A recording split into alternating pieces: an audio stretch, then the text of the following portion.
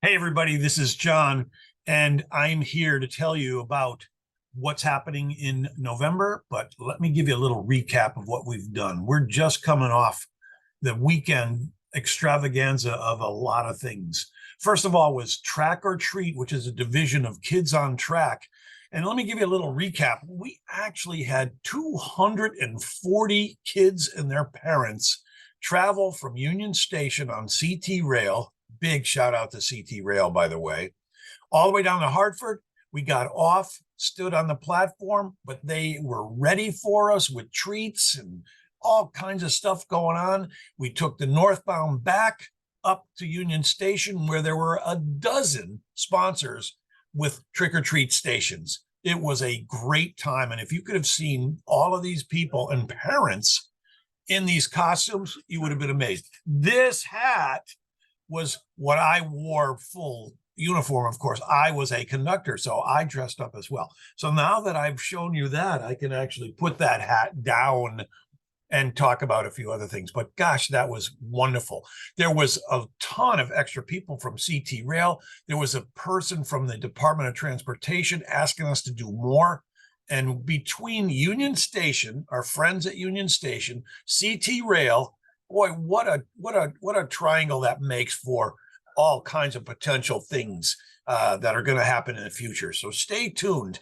And they just love doing things for kids.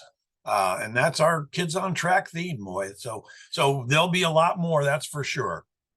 Next up was this past weekend, actually it was Sunday, was the Vernon Train Show. And this, if you recall, this is our way of teaching schools, in this case, how to run a train show.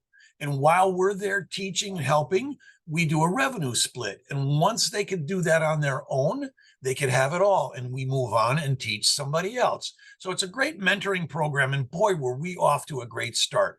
We had budgeted about 300 people to attend. We had 517 total people. And boy, were they buying. And the exhibitors were thrilled to death. So we filled the cafeteria, half the gym. Looks like we're going to grow into the full gym next year because they want to do it again next year. And it was a lot of fun, and there were some great layouts there as well. So more about that as we approach next year. The last thing I want to talk to you about is the Railroad Hobby Show. And I need volunteers, always need volunteers. Anything from setting up tables to opening doors to just surveying the property so we could chalk out where the floor tables go. So if you want to help with the show in any way, please let us know. Okay. And every year, as you know, you've heard me say this a million times, we're always trying to do new, better, fun things. Wait until you see some of the exhibitors this year. And the show, believe it or not, the show as of this date, last day in October, first day in November tomorrow, is full. So it is amazing that so many people want to come to this. So, it's happy. I do this at least once every time. You know what's happening here? I believe Springfield, West Springfield is becoming the model railroad center of the United States. And just like UConn is the center of women's basketball, we are going to become the center of model railroading. There's so much going on. We do so much for surrounding areas for everybody. Just stay tuned. So I'll get you a little bit of a preview in the next couple of weeks, maybe next month's newsletter for who's going to be at the show. And there are some exciting new exhibitors as well.